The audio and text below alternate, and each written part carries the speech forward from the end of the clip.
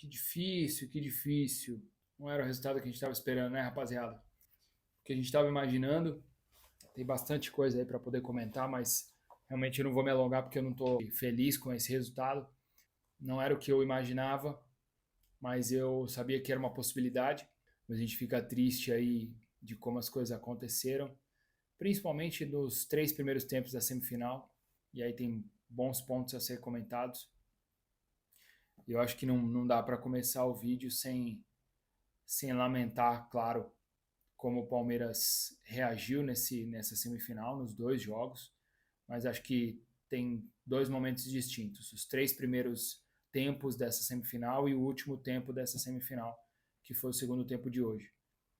2 Palmeiras completamente diferentes, completamente diferentes. Não dá para comparar o Palmeiras desses 3 primeiros tempos com o do segundo tempo de hoje. Não dá para comparar. Estou tentando encontrar palavras aqui para descrever o quanto eu vejo de diferença nesses times. Né? Por mais que ali, em alguns momentos, essas substituições aconteceram ao longo dessa semifinal, mas a diferença como fez hoje, no segundo tempo, a forma como se montou ali, foi muito diferente, muito diferente. Realmente, estou cansado, foi um dia emocionalmente, psicologicamente tenso, difícil, complicado, expectativa para esse jogo, tudo que girou em torno dessa semifinal aí ao longo da semana, ao longo dos outros dias desde quinta-feira passada.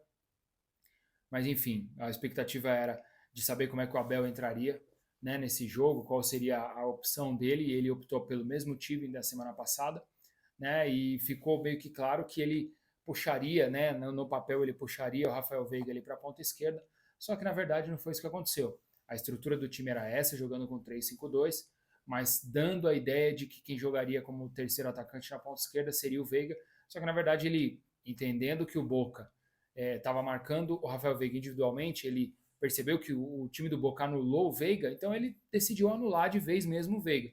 Ele puxou o Veiga para a lateral esquerda, teoricamente nos momentos de ataque do Palmeiras. Veiga fez uma posição mais ali de segurança, enquanto o Piquerez subia e avançava ali para a linha de fundo. Então, assim, realmente anulou todo o potencial do Rafael Veiga, que tem um perfil de meia clássico, de meia que consegue pifar os jogadores da frente, que consegue direcionar o jogo, consegue rotacionar essas invertidas de bola, e ele não fez isso. Então, assim, a estratégia do Abel nesse sentido do Rafael Veiga não era subir ele como terceiro atacante, e ficou muito claro que não tinha terceiro atacante. Jogou totalmente o Arthur para a direita, que era o que a gente esperava e gostaria que fosse feito para o Arthur voltar a jogar. Então, nesse sentido, o Abel jogou ele para lá, mas não surtiu efeito, né? Porque o Arthur está parecendo o Arthur de antes da saída do Palmeiras, de antes de ser vendido pelo Palmeiras. Né? O tempo que ele ficou no Red Bull Bragantino foi um caso à parte, foi uma situação à parte do Arthur, porque ele voltou para o Palmeiras agora contratado, jogou bem um pouco, mas ele realmente não é o jogador que a gente imagina, insinuante como ele era no Bragantino, né? Protagonista como ele era no Bragantino, infelizmente. Né? Isso tem que ser atribuído. Hoje, no último jogo, ele não tem jogado, não tem feito boas atuações. Basicamente, do primeiro tempo é isso. Um jogo ruim no primeiro tempo. Palmeiras com muita posse de bola. A estatística estava dando mais de 80% de posse de bola ao Palmeiras, mas a posse de bola do Palmeiras estava sendo contabilizada pela troca de passe ali entre o Piquerez, Murilo, Gustavo Gomes e Marcos Rocha, só. Porque a bola não saía dali. Era uma outra jogadinha que ia pela linha de fundo, não tinha como acessar os outros jogadores da frente. Então ficava voltando, o Boca ali ficou naquela, né, esperando ver o que dava para fazer. E aí no contra-ataque, onde o Abel, na estratégia do Abel, era fortalecer a marcação do lado direito, o gol saiu pelo lado direito. Né? A bola lançada pela lateral direita do Palmeiras, pela lateral esquerda do Boca.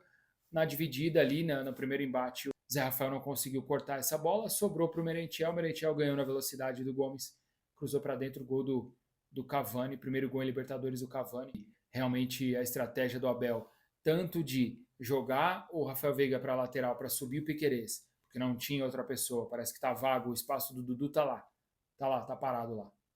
Dudu saiu, acabou ali o espaço da ponta esquerda do Palmeiras, não tem ninguém para repor, não tem jogador à altura, aparentemente, enfim. E reforçou o lado direito, que era uma preocupação, realmente o gol saiu por lá, ou seja, não adiantou de nada reforçar. Né? Então o primeiro tempo do Palmeiras foi horrível dessa maneira. E aí o Boca veio com a estratégia de empatar aí para os pênaltis, imagina sair ganhando. Né? Aí fica muito melhor para eles, né? Fica muito mais fácil. Né? Picotar o jogo, catimbar, ganhar tempo, né? Sabendo que a arbitragem também não ia estender demais. E aí ficou complicado para a gente no primeiro tempo. No intervalo, o Abel faz as substituições, né, que eram necessárias, e ainda bem que ele trocou no intervalo, né, ainda bem que ele percebeu que o Arthur e o Gabriel Menino não estavam bem no jogo. Né, o Gabriel Menino ele ainda continuou um pouquinho, depois ele trocou, mas o Marcos Rocha saiu, o Mike voltou para a direita e jogou na frente o Endrick e o Kevin, que mudou completamente a história do jogo.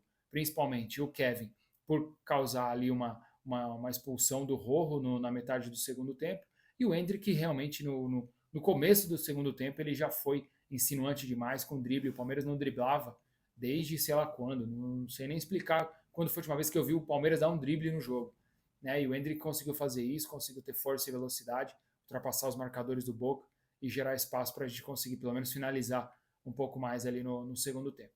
Né? Como é que pode, né, o Palmeiras colocar como estratégia da diretoria desde o começo do ano apostar na base e não em contratar jogadores?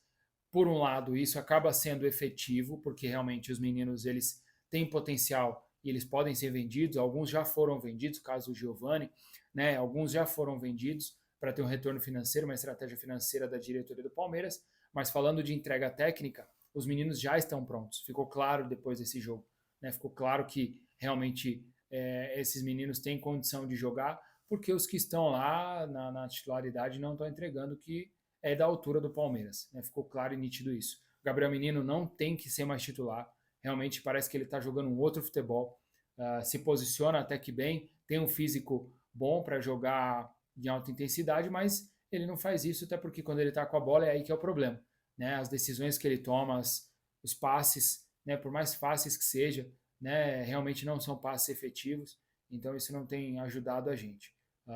Em relação à parte da lateral direita, o Marcos Rocha sai, o Mike, que tem sido desde o ano passado um dos melhores laterais direitos do Brasil, tem sido, e já vinha pedindo passagem há muito tempo, eu não sei qual é o combinado ali em relação ao Marcos Rocha, né, toda a gratidão por ele, mas realmente não tem mais condição, não tem mais, colocar eles ali juntos, não dá mais, tem que colocar lateral onde é lateral, volante onde é volante, né, e realmente o Fabinho, menino da base também, que entrou muito bem no segundo tempo, como primeiro volante, liberar o Zé Rafael. Isso tem que acontecer. Para ontem, Gabriel Menino banco.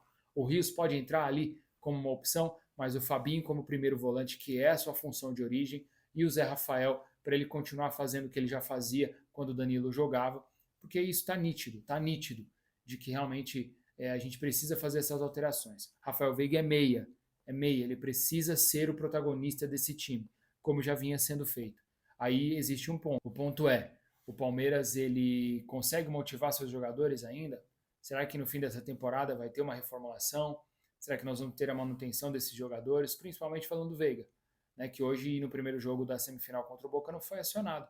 Foi anulado, realmente o Palmeiras aceitou essa anulação do Boca em cima do Veiga e ele não conseguiu fazer nada além do que a gente já viu no primeiro jogo e agora no primeiro tempo dessa segunda partida contra o Boca.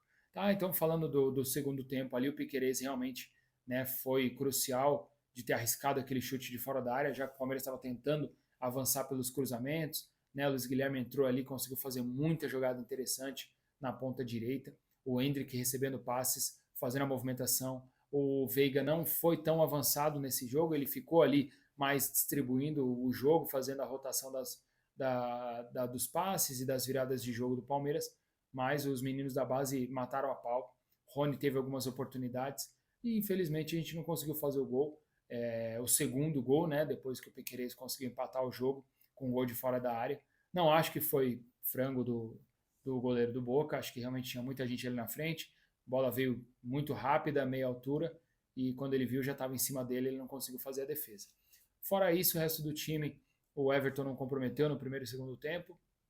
O gol também não vejo que foi falha dele, mas acredito que alguns jogadores ali não entregaram o que a gente espera, e principalmente a estratégia do Abel poderia ter sido essa desde o começo, né? Tendo vista como foi o primeiro jogo da semifinal contra o Boca, os meninos da base poderiam ter sido aproveitados hoje, jogando em casa com a pressão somente do adversário, porque a pressão de estar jogando em casa não é tanta, ali tem a sua torcida ao lado, e ficou claro isso no segundo tempo com a entrada dos meninos, que entraram com muita vontade, muita personalidade, muita personalidade. Tem que dar os parabéns para a molecada da base. Entraram com muita personalidade. Até ontem o Kevin estava batendo pênalti aí contra o Flamengo no Sub-20 e hoje estava jogando contra o Boca Juniors numa semifinal de Libertadores. Boca 6 vezes campeão da Libertadores e foi lá, teve personalidade de ir para cima, de encarar a marcação e também depois bateu o pênalti ali no final, na disputa de pênaltis e conseguiu converter. Mostrou personalidade, mostrou maturidade e é um menino que tem muito a oferecer ao Palmeiras aí. Ficou claro e nítido que a estratégia era essa. O goleiro do Boca tem uma estrelinha a mais ali na cobrança de pênalti e realmente ele se mostrou diferenciado, que aí ele conseguiu defender os pênaltis aí do Rafael Veiga e do Gomes, dois primeiros, e ficou muito difícil. Cavani, né, o Everton conseguiu defender aí o pênalti do Cavani, que era o primeiro pênalti importante, e aí logo o Veiga tendo a oportunidade de marcar como o primeiro pênalti do Palmeiras, e aí o goleiro defendeu, o Gomes também perdeu, e aí depois o Piquerez e o Kevin marcaram para o Palmeiras, mas já era tarde, já não tinha mais o que fazer. O restante da cobrança do Boca Juniors todos fizeram, e aí nem precisou bater a última cobrança, porque não tinha mais o que fazer. Então, realmente, assim, a estratégia do Boca deu certo, a estratégia do Palmeiras não deu certo até o primeiro tempo, deu certo no segundo tempo, mas aí a gente precisava, né, de mais um gol para poder passar e não foi suficiente. Então, essa é a minha análise, né? O Palmeiras ele se enfraqueceu nos últimos anos com a saída dos jogadores e a não reposição desses jogadores. A gente não tem a peça, perde o Dudu numa lesão infeliz ali e vai ficar sem ele por um bom tempo. E é um jogador que faria a diferença. É um jogador que puxa a marcação, é um jogador que enfrenta a marcação, que tem o drible, que tem o combate 1 para 1, às vezes 1 para 2 e consegue passar, consegue liberar os nossos jogadores para ter mais espaço para finalizar, para trabalhar a bola. E como é que a gente repõe a posição do Dudu? Não tem ninguém. O Kevin se mostrou uma opção muito boa para trabalhar ali na ponta esquerda, mas aí a estratégia do Abel não foi essa de início, que já poderia ter feito isso desde o primeiro jogo, né, na La Bombonera. Ficou claro que essa estratégia não deu certo. Palmeiras eliminado da Copa Libertadores, eliminado da Copa do Brasil e aí ficando só com o título paulista e com a Supercopa no começo do ano. Agora a perspectiva é lutar para tentar alcançar o Botafogo. Hoje o Palmeiras em quarto, perdeu oportunidades aí contra o Grêmio e outros times. Botafogo em primeiro, Bragantino em segundo e o Grêmio em terceiro ali. Times que podem complicar a vida do Palmeiras e se o Palmeiras quiser lutar pelo Brasileirão aí agora em 2023. Bom, basicamente é isso. Não concordei com a forma como o Abel escalou o time no primeiro jogo e hoje, né? Mas ele percebeu que precisava fazer essa troca no intervalo, ainda bem que ele fez a troca no intervalo e o Palmeiras foi outro. O Palmeiras foi muito bem no segundo tempo, muito bem no segundo tempo. Mas já não era mais suficiente, mesmo com a expulsão do Rojo ali, feita através da jogada do Kevin, mas não foi suficiente. Realmente difícil falar agora, difícil colocar a culpa em alguém exatamente, mas tem alguns fatores que precisam ser repensados no Palmeiras para ontem, e eu acho que isso não vai acontecer agora. Fechou? É isso, obrigado por ficar até aqui. Se você curtiu, dá o likezinho, segue a gente. Realmente a animação e a empolgação hoje não é das melhores, mas eu tenho compromisso com esse canal, tenho compromisso com as pessoas que participam aqui e que são inscritas no canal, que vão assistir. Claro, dói muito uma eliminação, principalmente para o Boca Juniors. O Palmeiras não consegue eliminar o Boca Juniors Libertadores. Enfim, a gente fica triste com isso, mas vamos seguir, vamos dar sequência. A entrevista do Abel, basicamente, ele fala que a gente ganha com as ideias dele, mas também perde com as ideias dele, então ele tem as suas convicções, mas, ao meu ver, em alguns momentos, essas convicções elas podem afetar diretamente a gente. A diretoria eu nem vou comentar tanto, porque já falei muito aqui. Fechou? É isso, boa noite. Tamo junto, rapaziada, valeu e avante palestra sempre, sempre. Avante palestra sempre.